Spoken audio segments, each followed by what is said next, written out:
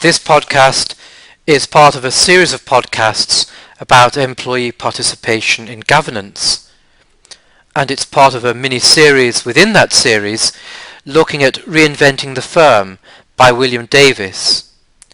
Reinventing the Firm is published by Demos, and you can download it from the Demos website.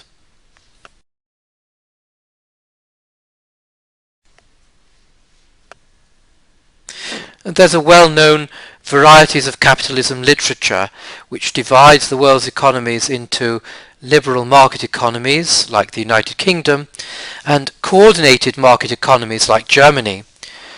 And the UK economy, the liberal market economy, is characterized by a much greater reliance on markets.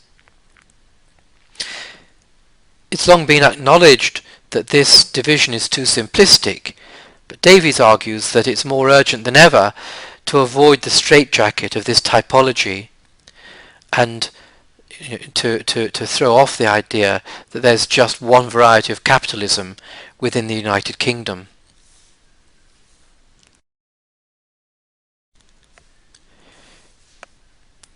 There are enormous wage inequalities in the United Kingdom. In FTSE 100 companies, the average boss-to-worker ratio, wage ratio, is 66:1. And then there's also an enormous disparity in terms of ownership of wealth.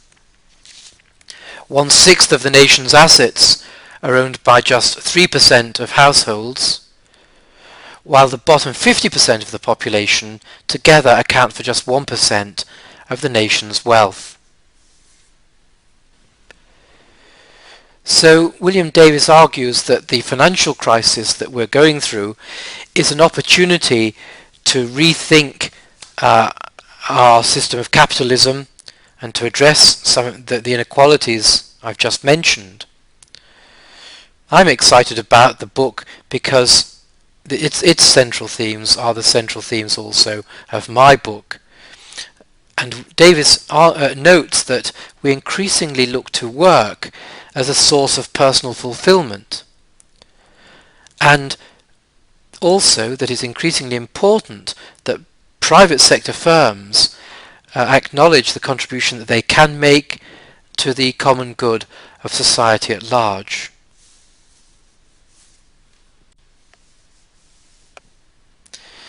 So we need a broader range of ownership and governance models.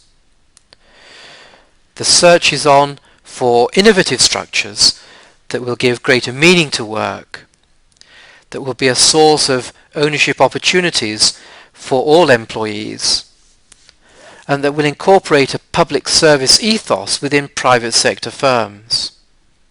At the same time, these firms have to be effective and sustainable. They do need to be profitable and to allow employees to earn a wage and to give a proper return to capital. But they won't be profit maximizing in the sense that they won't be slaves of the financial markets.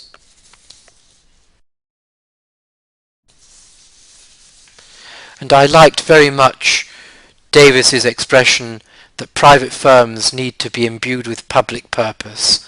I think that this is a very good way indeed of expressing Catholic social thought's principle of subsidiarity as it applies to private firms within the economy.